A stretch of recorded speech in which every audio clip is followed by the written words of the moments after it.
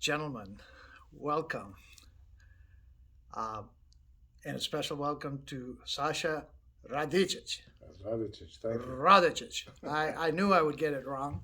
Anyway, folks, welcome to another episode of the podcast, So Much More Than Stardust. My name is Wakas, and for today, I am one of the hosts for this episode. Um, I have to begin by saying the last time we talked, which was my conversation with Leo Rosen, I was a little discombobulated because of certain things that are going on in my own life. So if the beginning and the end was a little rough, it was because I'd just gotten some news that I wasn't particularly enamored with. So you'll forgive me for that. And that's also one of the reasons that I tapped one of the guests on a previous podcast, Raj, to join us today and help me today by being a co host on this episode. So for today, Raj Swaminathan, Dr. Raj, is going to join me while we have this conversation with one of Raj's older friends who is joining us today. His name is Sasha Radicic, and we'll let Raj introduce him and go from there. I hope you enjoy this conversation. Thanks, Wakas, and good morning, Sasha. Always good to see you. Good morning, Raj. So, falling in line with what Wakas has been doing, in these podcasts, it's always interesting to see what people do for a living, and I think we can all agree that the people who create something out of nothing or seemingly nothing, that is always not only an interesting thing but an admirable thing. I'm talking about the musicians, the authors, the painters, the sculptors. A musician friend once said, when asked, what he did for a living, he said, "I carve air."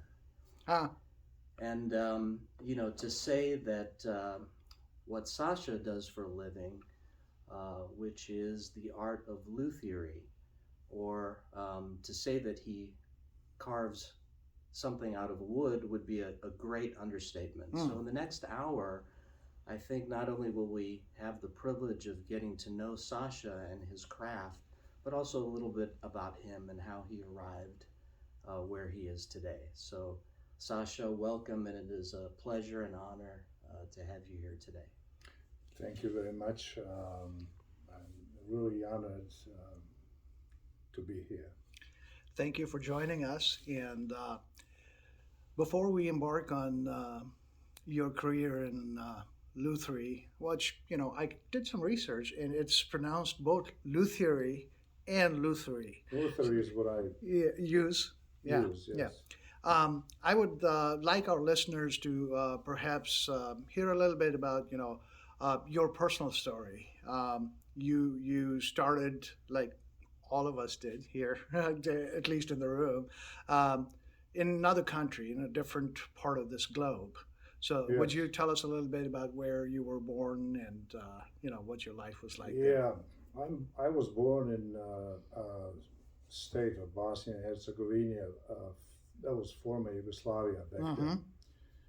So I grew up in Sarajevo. This is the capital of Bosnia. And about 1980, I started to get into the making instruments. Mm-hmm. At the age of 9 or so, maybe 10, uh, I started playing music only because my father, he was mechanic, really good mechanic. A But car in the mechanic? car mechanic, Ah. yes. But in the evening hours, a guy would always play the classical guitar. He was like have music sheets on a table and like uh, playing Tarega and other composers. And I you used to listen to that and watch that, and I got intrigued by the sound, by the pieces and everything. And he started to teaching me a few things, and I was the music was magical, Hmm. really. And later on, as I would play more and more and learn more pieces, I got to be interested. Like, this is just like a piece of wood with a string stretched over the top, and there's the sides and neck, and it was just like, how is this working? I was interested in the physics of it, Hmm. like how come it's the air is the medium for the noise for Propagation of sound. the Yeah. exactly. Yeah. So that was fascinating to me, and then I would often peek through the sound hole and like Yeah. what is inside. Yeah, yeah. I think most of us have done that. And, I think when you first pick up a guitar Yeah. and, you pick up a guitar, well, I picked up a guitar because I was fascinated by the variety of sound that can come from what appears to be, when you're talking about a six-string acoustic guitar, a very simplistic instrument, right? Yes. And then you start exploring it, and most of us have lost picks inside that hole. And while you're trying to figure it out, then you look at the bracing and you go like, wow, there's like stuff inside. And then you start Oh exploring. So you spoke about Tarrega, and yeah. he uh, classically, he's composed a lot of music Yes. specifically for the guitar. Yes. Yeah, and while a lot of the other music, that we listen to, Bach, etc., has been transposed or Right. made to suit guitar, because as we know, scores classically transcribed don't really fit for the guitar, because you can pick the same note several different locations on the neck. So were you aided in your studies, or in your learning the guitar? Did you have recordings of the music, or Good question. Yes, I did. We actually didn't have a very many. We're talking about the real record right? vinyl. Yes. Yes, I did have. It was a local guy who was a real well known in my hometown. His name was. Um, Now it's tricky. I will try to remember later. I think his name was Ivan. Hmm. In my language, is Ivan. Ivan. Yeah, Ivan Kalcina. Now I remember. Mm. And that was a really really good player. And that's the only record I had. But it was amazing, amazing player. So yeah, that was it pretty much. So, uh, maybe you could tell us a little bit about, the musical influences, the local. I mean, most of us, like I grew up in Pakistan, so most of the music I Hmm. heard was, the Indian Pakistani music that was popular. And then, as time went on and I enjoyed it, I started digging more into the classical ragas, as they're called, which are, the Right. scales and improvisation on those scales. Right. So, was there similar music available to you that you'd grown up listening to, maybe on the radio, or just part of your cultural heritage? Regarding the instrument itself, which is guitar, uh, I was, like I said, first in contact with my father who was playing. So that was my first encounter with the music. So it's a classical guitar. That was it. But later, as I was growing up, uh, we are Balkans, right? That's the Right. region. That's Right. Balkans. It's called Balkans, and we have so many influences from all left and right, up and down. Hmm. So we have a lot of Oriental music influence, like from Turkey, from Egypt, from Syria, and also from Russia. From northeast, and also at the same time, like from Germany.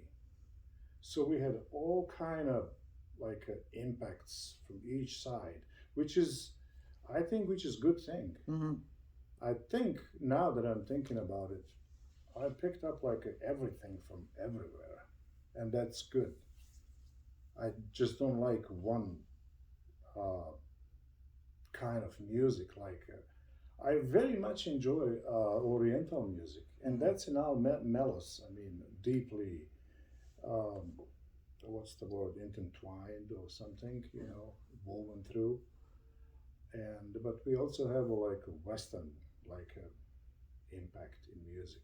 So it's a very rich and complex. What was the moment, Sasha, where you realized or felt, you were talking about that connection between actually listening to the sound of music and then playing the music and then making that step into, well, I want to learn how these instruments are put together Excellent and how question. and what was your journey that Yeah, then excellent happened after question. that? Um, Basically, at that time, so we talked about the 70s, 80s, right? Um, we didn't have very much money, so it was kind of rare to see someone to have like a Fender Stratocaster or Ramirez guitar. That was pretty expensive, right? Not everybody can afford that stuff. So I would, play whatever we had. And my dad, he bought a brand new guitar, and I'm thinking that was East Germany made classical guitar or something. I don't even remember what was the brand, but it was decent sounding guitar. And then as you play that guitar and you hand it like every day, every month, you start to get to know the sound of it. And you get accustomed, like, well, this is a good sound, or this is okay sound, or this is, bad sound. Now, I realized it's okay. I mean, I don't know how to explain it, but I feel the sound could be better. Now, how could I get a better sound? So I go like, if I want a better sound, I gotta be a Ramirez or something, or like a Stratocaster, or and then you come to a conclusion like, okay, I just can't afford that stuff because it's too expensive. So and then I would watch my dad. He was making a furniture also in a free time, Mhm. apart from being car mechanic. So he had a lot of skills with wood too. He was not just this, steel guy doing like wheels and like pistons and whatever. He was very skilled with the wood, sharpening tools. And that was the first moment that I was like, maybe what I'm just playing, this guitar, maybe I can make one. Why not? Obviously, I mean that's quite possible. So that was interesting. Like I toyed with that idea, and then later I told him, and he went to some business trip with some guys to western part of the Bosnia, and I said, look, if you come across those lumber yards, maybe you can pick it up like a piece of maple for me, like so I can try to make some. And he did. He come back from the trip, and he brought like I remember it was like a 120 centimeters log of maple. It was like 3 inch thick and like maybe I don't know 12 inches wide. No nut on it. It was perfect. Hmm. So that was my first piece to cut and carve. And So, let me interrupt you here for a sure. second. At that time, when your dad was woodworking, was he using power tools at all, or was it all manual? Interestingly enough, he did make some power tools Mhm. to process the wood. I mean, to cut, Uh-huh. like a table saw, for example, Uh-huh. and joiner. Yeah, he did make those too. So being car mechanic, he knows steel, and yeah, he made those tools. Yes. And I ask you this because I have always been fascinated by people who work with their hands ever since I was a kid. Me too, believe Yeah, me. and I have always, I mean, when I was a kid, I would stop by a roadside cobbler, the people who do the shoes, Hmm. and put new soles on the shoes and stuff. Yeah. And I would watch them do the knots and, how their hands would work, and they're working with the awl and stuff. And I was amazed by it. And I remember there was a time when there were some woodworkers who were making some furniture, and this is the old world, so they would Yeah. bring the wood and they would make like beds and stuff, uh, you know, at the location, and they would work with the hand saws. They would work with the plane, and I remember I asked them to show me how to use the wood planer, the one that you use with your hand, and Hmm. just trying to get that stroke right. And I mean, I was never going to be a woodworker, but I just thought it was amazing that people could use their hands and material and just craft something, and they didn't have plans or anything like that. No. They did it out of their head. They had an image, they had a vision, and they were able to make something solid out of it. So when you started making guitars, were you familiar with the technique at all? No, I Did had you? no idea what I was doing. Yeah. I just know I didn't have enough money to buy one. All right. So that actually forced me to try to make one, and whatever the heck comes out of it, it'll come out. Which Out is of, very interesting, because Interesting, if you look at the history of the old African American blues players, especially down in the Delta, a lot of them were playing out of guitars made by instruments, hand out of tin cans, Yes. and Yeah, so yeah. I guess the music is in us, and Yes. we learn how to let it out. And when we lack the tools for it, then we make the tools that allow us to do that. Mhm. So that is amazing for me to hear To that me from too. you. To Yeah. me too. Yeah, I Yeah. just got a little bit better yeah, with years. That's Yeah. it. And I think the key thing that you said earlier is that you just wanted to make it sound better. Mm-hmm. And that to me is very interesting because, to me that would make one want to sort of delve into how the instrument works even in more detail. So at some point after you had done,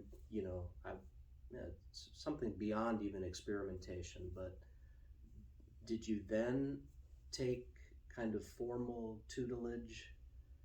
That happened, yes, later in Germany, actually, Mm. when I moved. But it was interesting question. Yes, I was handling that first guitar that I remember, and I was like, maybe it can sound better. And guess what? When I made the first one, it was horrible. It didn't sound like nothing I wanted. Nothing I wanted. And on the top of it, then you show it to somebody else, the friends, and and they go like, "Oh, this sucks." I was like, okay. So there was So not that was positive That feedback. was the starting point of a long journey. Now go and learn. Really, when you want to get a better sound, go ahead and make it happen. And it didn't really happen quickly. Mm. It took me a lot of years, many years. So when after the war broke out, I moved to Czech Republic and then to Germany, and then I had a luck to find a job at Munich Mm. instrument maker shop, I see. and that's where I learned a whole lot by just they pile up on me like a lot of repairs, and they also they were making the zitters, that German zitter. Oh, zithers, you know yeah, what it yeah, is, right? yeah. The one which lays on Right. table. Yeah. And I had no idea what are those either. Uh-huh. So they pile up on me like tons of repairs, and I was learning actually through the contact with the, things that needs to be repaired. So that was kind of my luck too, to walk in and they would just give me opportunity to work, to live from. So may I ask you this? There are different ways to learn how to make a musical instrument, right? There is an artisanal point of view where because I love motorcycles, in addition to guitars, right? And there is the performance aspect of it, and then there is the aesthetic aspect of it. So how fast does it go? How well does it handle? Right. And then how beautiful does it look when it's just parked there? And I think, a lot of us, when we are attracted towards guitars, we are attracted to the aesthetic beauty of them. How does the wood look, and what's the guitar look like, and what kind of embellishments does it have? And then we pick up, and the sound part of it is a little harder to appreciate. You pretty much have to be a musician or a music aficionado to understand the difference in sound for the guitars. So your emphasis was in the beginning The look, the look. Okay. of course. Yeah. We are kind of all the same. Yeah. Yes, you're Yeah. right. Yeah.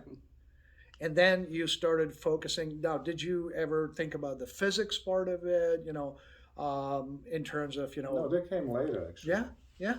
So Yeah. tell us a little bit about that. Yeah, it's. I don't know where to begin, actually, but let's go back to the look of it. I mean, that's something that attracts you because we are creatures of, seeing, smelling, feeling, right? Okay, I got you. So, yes, the guitar, I mean, the musical instrument, the guitar, in my case, was something that was like physically, I'm attracted to that. What is it? It's, I don't know how to explain it, but it's beautiful, okay? And like I said before, picked it up, played it. Oh, it's interesting. I'm attached to it. I don't know why. I don't know if anybody knows actually why we are attached to that. We simply are. The sound. And so I was many years attracted by the beauty of the instrument itself. And then later, when I was a little older, started to play with the, other people with the band and blah blah blah. I got very interested. Like, how is it that this thing sounds the way it sounds? And there was quite a difference between like acoustic instrument and the electric, because there was electric guitars, basses, and everything. So the first one, that remember when I said that the piece of maple that my dad brought from west part of the state was a piece of maple. Little did I know that actually that piece of maple would be something today very sought after. So I actually was growing up in the state that actually has the best spruce for the tone wood, spruce for the tops, and maple for the back and sides, or fiddles. So very fascinating altogether, and I got interested how that the instrument actually is producing a sound. And in the beginning, I mean, mind, it's just I had no clue what I'm doing. I was trying to make something that already existed, like many, many, many years. So my guitars were horrible in the beginning. I mean, no excuse. It's funny. And as I moved into, after the war, I moved into Germany, I started to realize like a complexity and the internal beauty of the construction. You got deeper into the parts. Why is it so? Was there somebody at the shop who was sort of mentoring you, or maybe introduced Yeah, you the to? owner, yes. Okay. Mm-hmm. Yeah. Tell us a little bit about his influence on your passion. Yeah, his name is Kurt Hartwig, by the way. Uh-huh. He is a wonderful person, and wonderful because, I worked in his shop, and that was in 1992, I believe. And I just walked, I was looking for the job, and I walked in his shop, and I told him, I'm very interested in making instruments, and I know some little things, about making instruments. I made a few, Mm-hmm. not very much. By he looked at me, he listened to me, and I didn't see encouragement in his eyes and his look, but I think he was interested in some way. I don't know why. So anyway, long story short, he opened a door for me and he said, "We'll try you out for maybe a month or so." And then I guess I did something well. Uh, I stayed for 6 years at his service. So he was, big influence, of course. Like I said, um, he would, you know, give me some parts to make for the zither production. They were making like probably like 20 or 30 a year for zitters for Japan, for example. And there was a lot of parts to be made.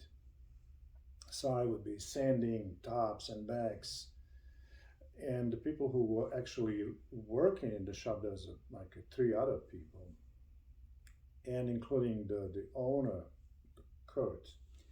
They had a lot of nerves actually. They would be like hovering above me and showing me like you do this, show you this, how is the rosette is made, how long you have to cut the purfling to fit into the channel, and a million other things. So I'm very thankful.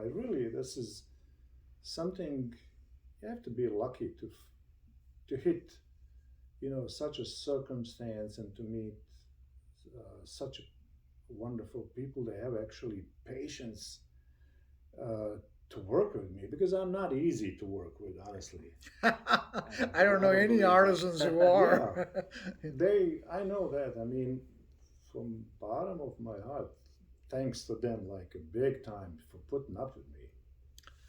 So this is going off on a tangent a little bit, but um, when you're in America, you grow up speaking American, and Right. yeah, and a little bit of Spanish if you are in one of those states, maybe Texas, maybe up in Chicago or out on the coast.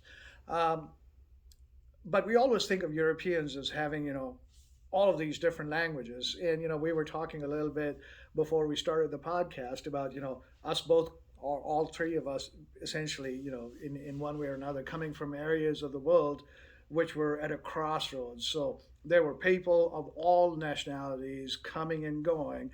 So it is hard to grow up where we did and not have a few languages because you have to communicate with everybody. Yeah, right. So I was just curious if you had some German when you went over there, and No, No. not at all. Yeah. I mean, I spoke when I came in Germany for quite a few, actually 3 years, good 3 years, I was speaking English yeah. because I couldn't pick up German accent whatsoever. That was difficult. But with that language barrier, the instruction was still, because it was mostly showing you practical demonstration of how to go about doing a particular thing. Right, like I said again, they were extremely patient with me and they would communicate English with me in the shop. And then little by little, I did show up an interest in German, and I told him, "Hey, talk to me in German. I want to learn, German phrases, German words." And that was actually 3 or 4 years I was pretty much with English. And later on, I picked up German decently enough that I could communicate with people. Now, if you ask me, I forgot a lot of things in how to speak German, but I think it will come back to me in a matter of a couple of days if I had a chance to be with the Germans and speak German. It would come pretty quickly. Interesting. Yeah. I should have started this podcast by greeting you in your language and saying "Dobar dan." Yeah, Dobar dan. yeah. But That's good. Very because good. we were talking about my trip to that got canceled to the Balkans, and I started practicing a few of the phrases Havala, for being on the podcast and so on and so forth. So I completely understand the whole language. If you don't use it, you lose it. So Exactly. yeah. So I'll let Raj go with the question after this. But this is a question more from the music aficionado slash newbie point of view. Um, you know, we can see YouTube videos of people working in their Lutherie workshops, right? And you see this master craftsman who's been at it for 50 years or more. And they sit there and they pluck a string and they go like, it's a little off this way or what have you. And they tune the guitars, basically by ear. And so is it important to have perfect pitch or perfect relative pitch in order to practice your craft? How important is that, do you think? Perfect fit, you mean for the instrument, the Yes. tuning? Yeah. Um, I think, yeah, it would be important, but I don't think it's necessary. Okay. Because, for example, I noticed one thing. Um, for years, I would use like a tuning fork, right? Right. Or like a little cork, tuning cork, to get to the 440 hertz note A, right? Mm-hmm. And now, like after so many years, like I often catch myself like I just you know tune the guitar, and I noticed like it's actually damn close to 440. It might be off like a few cents, and I'm thinking that must be the brain thing. You mean it's just like you learning like how to hold a shovel or any tool. You need to hold a tool with a certain way. So you learn same thing I think about a pitch. So you It train kind your of ear. embeds Right? in your mind the frequency itself. Yeah.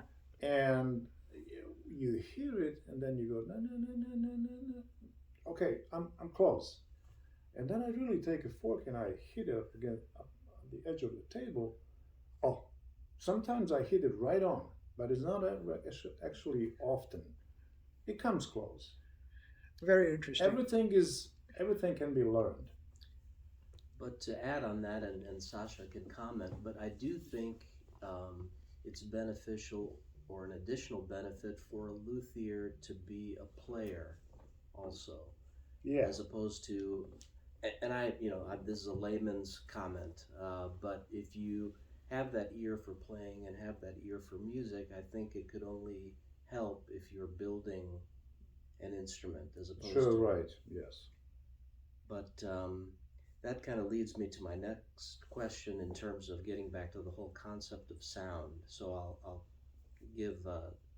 tell sort of the infamous tale of Antonio Stradivari, Hmm. and with his violins, of course, they are touted that he used a certain wood from a certain forest, and then used sap from certain trees to make the glue and everything else. And as a result, his instruments, as you said in the beginning of the talk, you know, some instruments sound better than other instruments do. So what is that, as we say, je ne sais quoi, or that unknown of What's what, magic? Yeah. what is the magic? I've always wanted to know, and is there even an answer to what are the key ingredients that create that sound that you're going after or create that magic? I think maybe two components are important. I think that you have to have a really good wood. The better the wood, the better your instrument will be. So the wood has to be really nice quality. You can make a guitar out of like a lousy piece of wood. It's just going to be okay. But if you want something really good, you need to go around and knock on some, trunks and see how they resonate. Hmm. Yes. So that's one component. The second component, you really have to have a passion to make an instrument. That's what I always had. I remember that. I remember that I just so love to make that stuff. And don't ask me why. I just don't know how to answer why. I just know I love it. I just love to dig into that and shape it and flex it and feel it because it's a living thing. Yeah. It's not a dead thing. Once you cut a tree down, it's not dead. It's a still living organism. And I have played Sasha's instrument, so I can say firsthand that magic is created for those reasons that he has described. I wonder if you would say the same thing in '85 when I made a couple of guitars and give it to you. What would you say then? Do you have any of those guitars from '85 still No, with you? I'm sorry I interrupted you. No, not at all. So the other, and this kind of ties again into the construction, but we live in a modern era where everything is made by, well, not everything, but CNC. everything is made by a machine, namely CNC. Um, and for the listeners, maybe you can explain what that is, but in this modern era, you still make everything by hand. Is that Yeah, correct? very much so. Yeah, I have power tools. I do. But the fine work and fine tuning is done by the hand. Yeah, I think and I feel like if I use a power tool, which I have, luckily to say I have power tools, but if I want to do some fine tunings with the palm sander, it can go too far. Hmm. It can go too thin. So, can I ask you Sure. a question about where you are right now? So, do you take commissions to make guitars? Yes, sir. Yeah. So, let's say I come up to you and this is I have an idea, but I want our listeners to have an idea too. So, let's say I come up to you and I go, "Hey, Sasha, I would love to have you build me a guitar." So you're not going to tell me, "Hey, come back in a couple of weeks and I'll have a guitar for you," are you? No, not really. So how long on average does it take you, and how many hours of work does it take to craft a guitar that you are um, able to give to a client and say, I think I've done a good job on this, and I think you're going to like this? Uh, Give or take, classical or steel string take about 120 hours to make. 120 Yes, hours sir. of you in your workshop. Yes, and an electric guitar or electric bass or any solid body instrument probably goes like a little under 100 hours, depending what people want. If Hmm. they want a whole bunch of inlay in it, it will take longer. But that's a ballpark. I see. And when you take on a commission, does the client come up to you and say, "Okay, I want this, and this. Well, I want you to use these kind of woods, etc." Um, a lot of the woods, that were used, Brazilian rosewood comes to mind, or Hawaiian koa. I mean, those are exotic woods, kind of hard to source, etc. So, how do you go about doing that? I start with communication with the customer first Okay, because I just can't do whatever I want. right. The customer is always right. Okay, Okay, the customer is the one who tells me what he wants, what kind of sound, and they don't only want a sound; they want it like we talked before. We are attracted by the look, right? Mhm. They want a beautiful looking instrument. Sometimes they want a little different shape than what I have, but they want to look and they want to sound. They want it sounded right for them. And there's a lot of talk we have to do between each other hmm because I'm sort of for them the same time as a guide. I'm trying to be a guide. right. If you want bright sound, I will suggest you what kind of wood you should use. I'm here just to do suggestion. I'm not there to tell you what you want. You tell me what you want me to make, right? hmm So that is pretty much a lot of communication. You want this much treble, you want this much bass, you want this much mid frequencies. So we go from there, and there's a lot of other things like uh, based on the size of your hands, right? Do you prefer wider necks? Some people have a really large palms, large hands, and they want 2-inch nut. They cannot handle something which is 1/11/16 or 43 millimeters. They need something wider. So physical size of instrument is important to everybody. So yes, there's a lot of communication. Sasha, you once, this is something you said, when I was, going through with you what woods to use for the classical guitar that you Right. created for me. Mm-hmm. And, when it was finished and everything, and you handed it to me and I started playing it, you said, this guitar isn't really going to be what it's going to be for some time. Mm-hmm. And even though I think I know the answer, maybe you can tell the listeners what you mean by that. Yes, the guitar does not like to be a guitar. Okay, what I mean by it is actually the wood which is built into that guitar. So it's a different woods. The back and sides are usually rosewood. The neck is mahogany. The fretboard is ebony. The top is spruce. I mean, there's a bunch of bracing inside, and on top of it, some steel melted in and some string stretched over. So it's a correlation between steel and wood, right? Now, we don't know for steel, we know, but for steel, strings and frets and other metal parts, it's a different story. But that wood really doesn't like to be the guitar. It doesn't.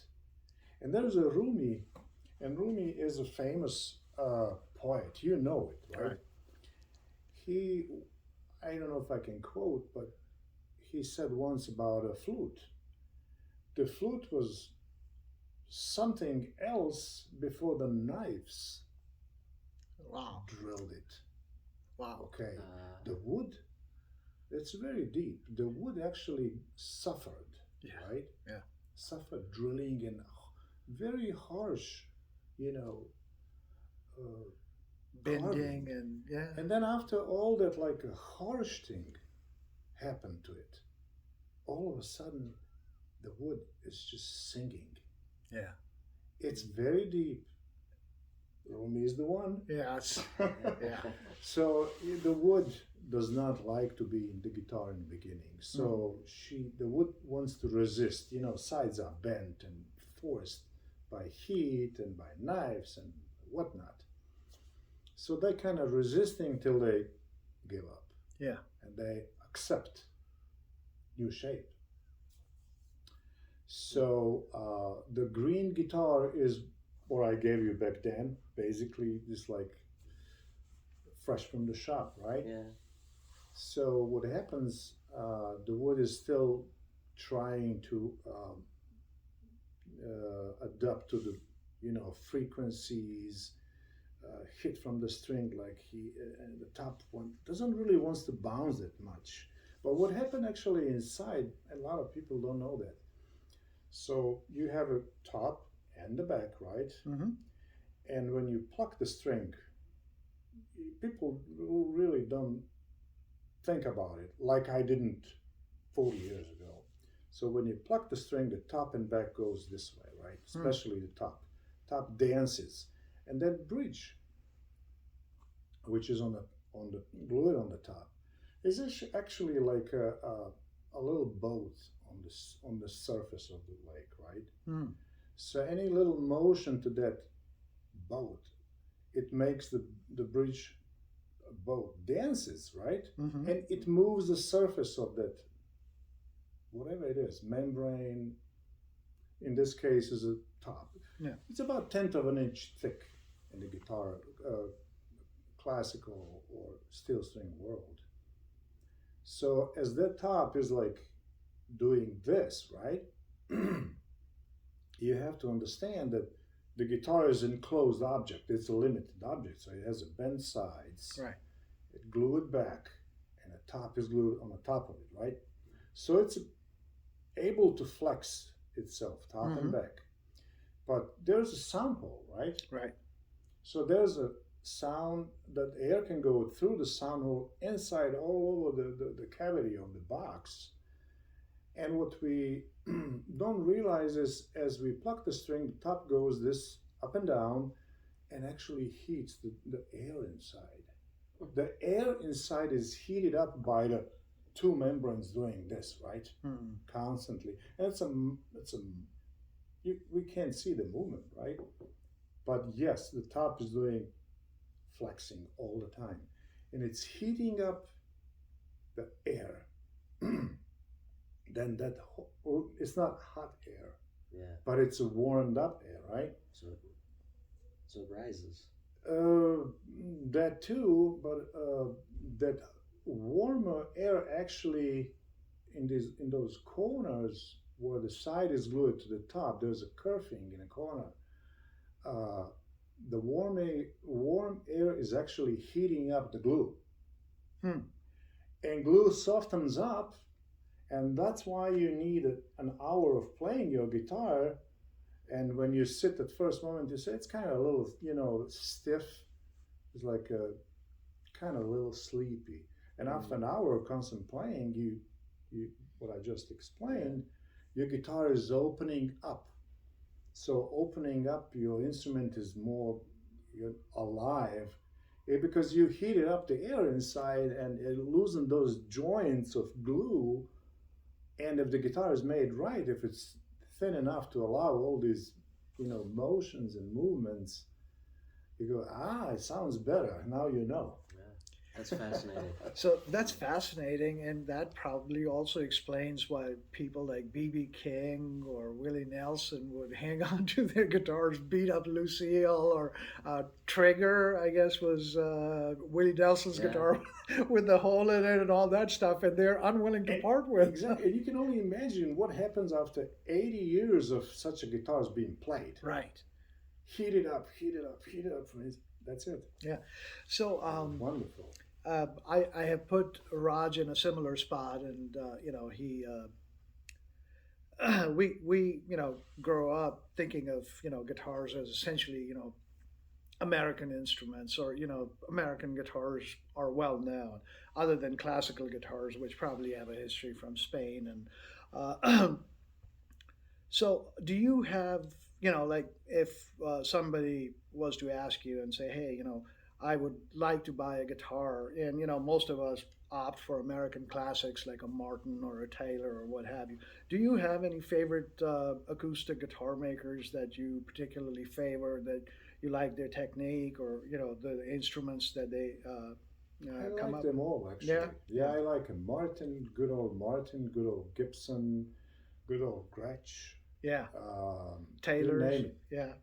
You name it. I mean. Have you, C.F. Martin has a history of, much like yourself, came here from Austria, started a little Lutherie shop, and then, it grew up into, the big shop it is now.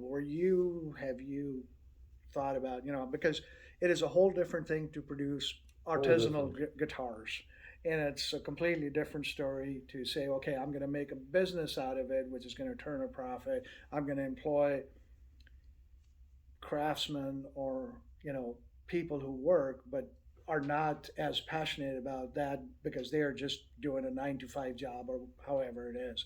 So that is a different way of dealing with it. Totally different. Yeah. So as you said earlier when we were talking, that it is very much a passion for you. This is something that gives you inner peace, that satisfies your creative instinct, and it helps you with this desire for creativity and for making something. Mm-hmm. So, you've never thought about, turning it into a business, in the strictly profit making sense of the word. Um, that is yeah, it's really interesting question. I don't know actually what to tell you, but I know one thing. If you want to be a big businessman, you have to have a big money. Yeah.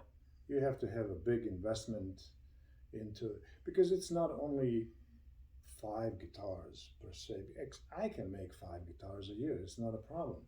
But if you want to make a 5,000 guitars, that's a whole another story, which means you have to employ 100 people. It's not like a 3, 4 guys. You have to employ a lot of employees, right?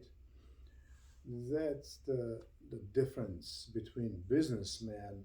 I mean, in a real sense of meaning of the word businessman, the guy really has to have a lot of money uh, to start a factory. So I'm not sure if I want that. Right. I'm not really sure because it's kind of tough question. Yeah. Really. So far, I prefer to, you know, begin the guitar from zero and to finish it from A to Z. I'm not yet there to, let's say, start making an instrument and, you know, somebody else is going to put the neck on. I just don't have the nerves for that. You know, I kind of control freak. I need to know, you know, is it really made well to the last point? It's not that I don't trust, you know, people. It's a mental thing. I don't know if I'm. I understand completely. You know. So, which is also. We are all selfish. Right. But I think that's what sets you apart from everyone else, and that's my personal opinion. I think that if the passion isn't there, then the quality suffers in the end. And I think you know, when it comes to such not only intricate work but precise work, and you know, the knowledge of you know what you do, I think that's key. But that's just my opinion.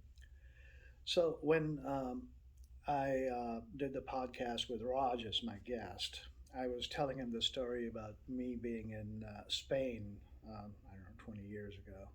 And I found myself in Granada. And I had just gotten into guitars. In Granada, as you know, you walk down the street and there's Lutheries on either side of it. You know, small workshops, which are smaller than the size of this room that we are in. And, you know, most of the guys are working on the guitars. They also own the place. They've got their own brand, you know, much like you do. But a lot of the places that I visited had apprentices who were learning the trade craft. Yeah, and I was just curious if you have had apprentices. Is that something that you would consider? If somebody were to come up and say, "Hey, you know, I want to learn how to make a guitar. Can you help me with that?" So it was just something I was curious about. Yeah, I was apprenticed myself. Uh-huh. I don't know if you knew that, but several years back in the past, I used to run guitar making school actually. Oh, I don't know Yeah. that. Yeah. So that was from 2000, roughly 2000 to 2009. Mm-hmm. And I had a... Was that here in St. Louis? Yeah, it was here in St. Louis, yes. It was called European Lutherie School. I probably told you about that a long time ago. So that's how I actually started business. I actually wanted to start a business. I didn't know where I was going to go, but just for the heck of it, I opened a school for teaching people how to make guitars. And that was located on the Chippewa Street, close to Hampton. Mm-hmm. So yeah, that was the interesting, very very interesting period of life that I actually realized what does it mean to like control and supervise like a five or six people trying to make something out of the wood. And at the end, I mean, about somewhere about 2008 and 9, I realized this is really a tough job, and I decided I don't think I can continue doing this because my mind is scattered over the many other things like designs, how it should sound, what guitar should look like, what should I do to improve the sound. So I decided to just, abandon everything and move my shop to my home. However, that actually what happened. At the same time, coincidence was that, you know, um, I did not have enough students to support my business. So that happened as well. So, and then combining those, couple of things, like I just described, made me, to decide just to close down the guitar making school. So, can I ask you something? Yes. While I was doing a little bit of research, Hmm. for our conversation today, I came across several websites which are Lutherie schools, Hmm. right? So, in your opinion, you know, let's not go to where you become a master craftsman where you're at, but to be able to be a competent luthier, if somebody were to start with a little bit of woodworking experience, Hmm. how long do you think it takes before somebody gets to the point, if they truly have an interest and are doing it full time, for them to be able to start making serviceable instruments that are that don't have technical flaws or Hmm. I think it depends on a person. It really does. I mean, we're all different, and I'm thinking the correct answer would be again, it depends on a person. For example, I know people who really learn, guitar making trade so quickly that I was like, I was drop a jaw, like to the floor. I mean, that fast they are really. doing this. Yes. Yeah. And in my case, no, I'm kind of slow. Yeah. It takes me all my life to figure things. um, I did not have a, education how to build instruments, so I learned the hard way, trial and error. Which, if you don't know what it means, which means this: you're basically going to screw up a lot of pieces of wood till you get something in your Kopf, which would be German name for the head. So trial and error, yeah. Yeah. Yeah. That's it, Yeah. pretty much. Some people are fast, some are not. Yeah. I'm not. In my case, I told you I started in 1980, so quite a few years to 40 years at least. Yeah. Yeah. yeah. But it's that trial and error Hmm. experience that really helps you in terms of the repair and restoration aspect of your Yes, work. it pretty much pertains on as well on building as well on repairs. What you need is a source of the instruments, like a large amount of different problems in the guitar repair world that you have to see and experience. Because if you don't, what's the point? Which means you have to do so many repairs in order to learn something. It is very simple. There may not be an answer. Experience is everything. Yeah, Yeah. yeah, yeah, for sure.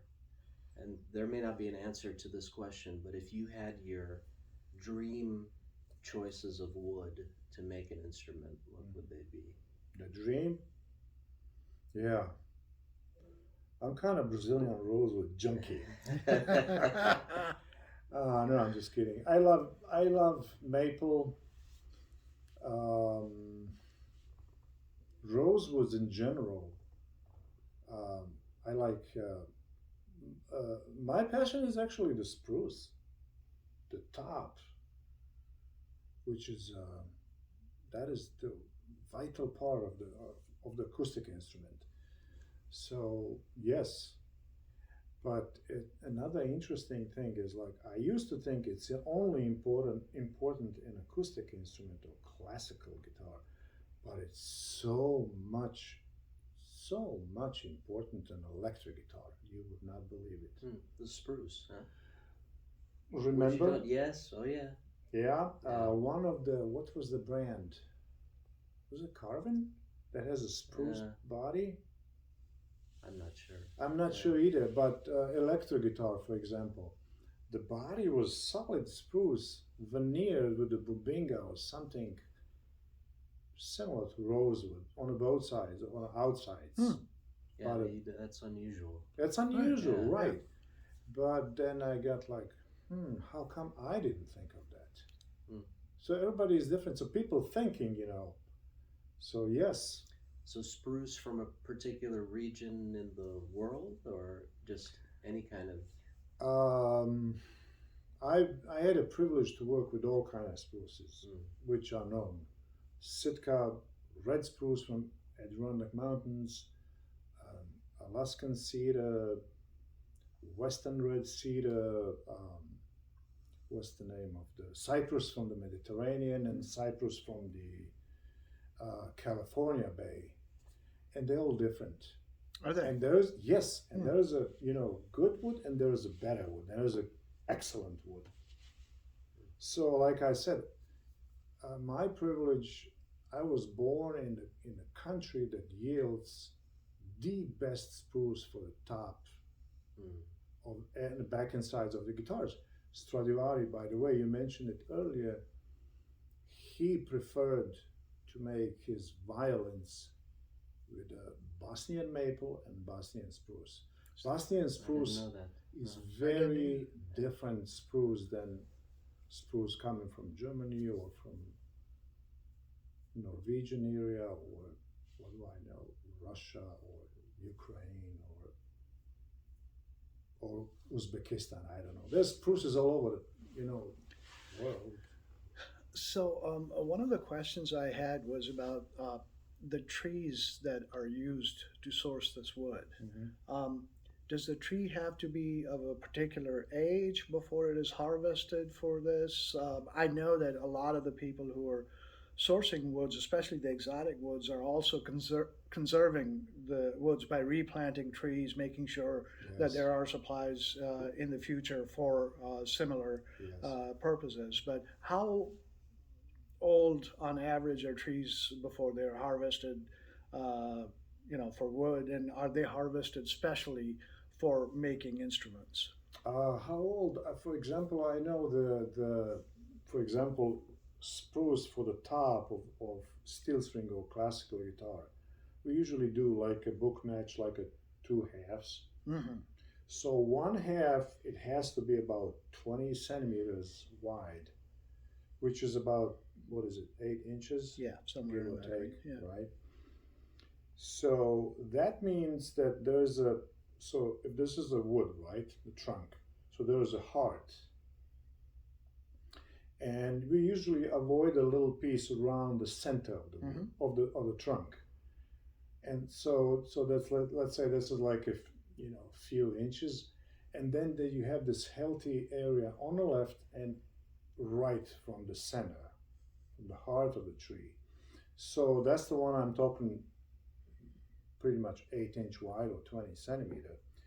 So if you calculate, so this is like a 20 centimeters, and then there's another 8, and there's another 20 on the other side, right? So we're talking about a 40, 50 centimeter, half meter trunk. Now, if you don't forget, the tree has a bark, right? There's another sapwood close to the bark. So we're talking about trunk. This is about, I would say, 80 centimeter wide. The tree. which means a tree you can't really hug with Right. your two hands. Right. Which means I don't know exactly. I never counted like a number of Rings. Yeah. on the top. I could tell you next time when I get home, but I'm believing it's probably 80 years or 100 years old, maybe more.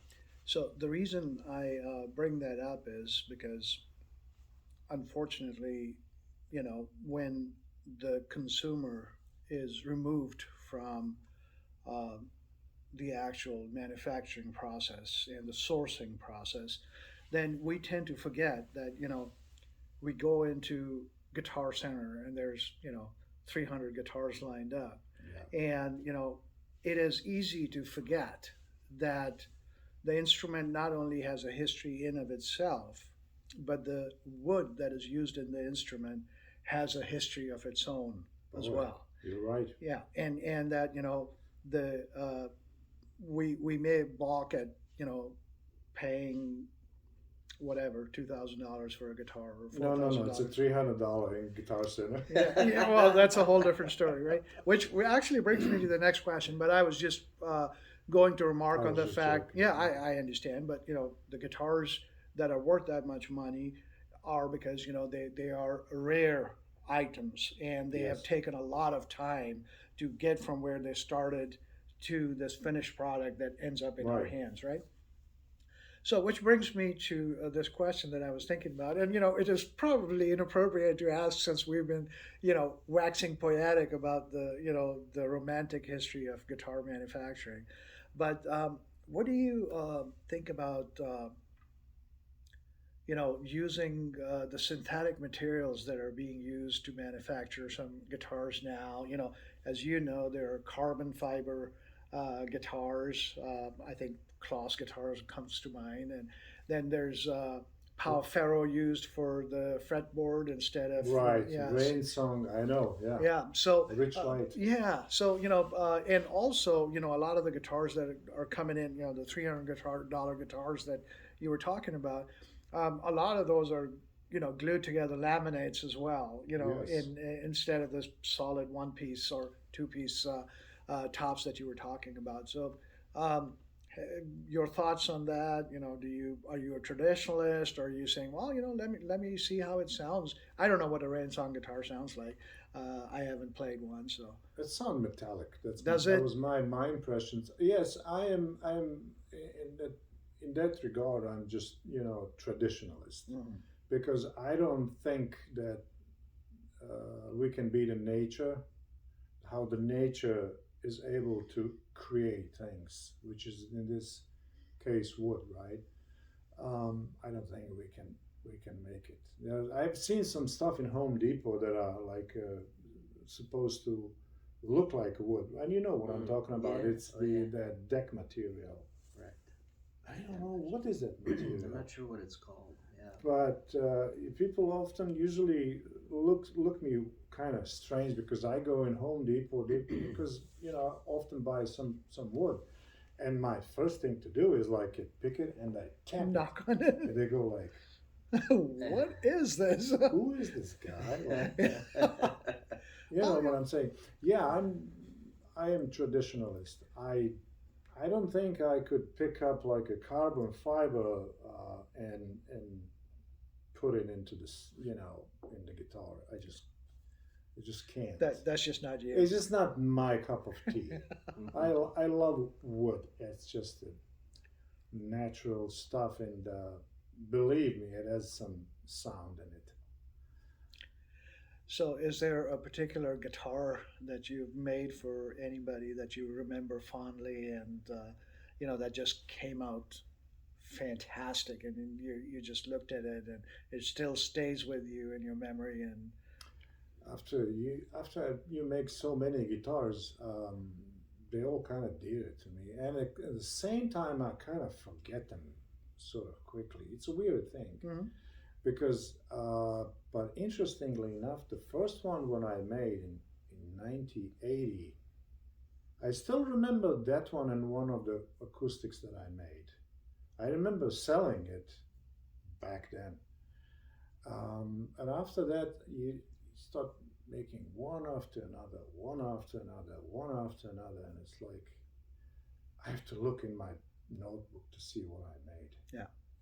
But I mean, yes, they're all dear to me, basically. Yes, there's no preference.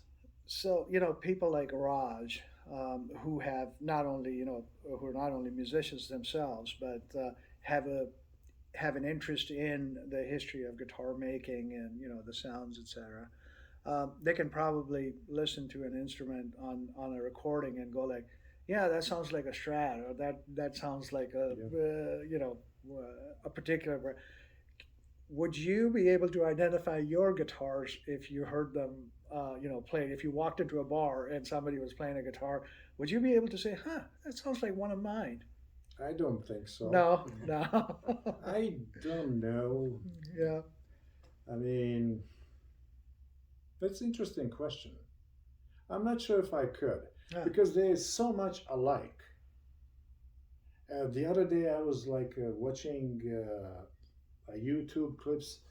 I have a little bitty issue. I want to exchange some pickups on one of my guitars that I made, and I wasn't happy with the pickup. What is it doing with this certain wood? Because the wood on that electric was way too bright. It's such a wood, bright. And I put, some kind of pickups inside, and I didn't realize it quite fast. But after a while, I was playing. I was like, it's a little bit goddamn sharp. I mean, brash. So I took them out and put another one. I was like, well, this is better. So I'm not going back to those pickups. Okay. So yes, it's important. Very much so. Now, earlier you had brought up, the whole thing about how, once the guitar is made and the wood has had a chance to breathe, then it kind of becomes its own. Now, again, going back to, and boy, you could probably spend a whole hour on this topic, but, vintage instruments, so to speak. Is it the wood that was used to make those instruments that create again, to use the word magic, the magic sound associated with it, or is it the fact that they have aged in the way that you describe, kind of coming into their own, being played for 50 years? I think it's a big, that's a good point. I think that all guitars which are like 50 years and older, they will play better, no matter what. They will, because wood is matured.